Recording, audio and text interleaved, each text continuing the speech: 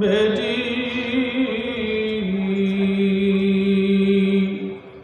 কথা ঠিক কিনা? মানুষকে একাই চলে যেতে হবে, থাকার মতো সুযোগ আমাদের কানে।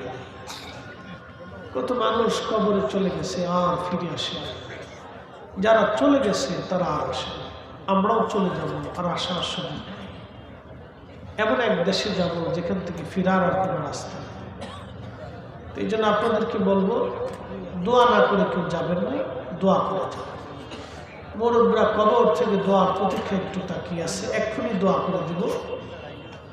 দোয়ার আগে কেউ যদি মাহফিল কমিটির পক্ষ থেকে আবদার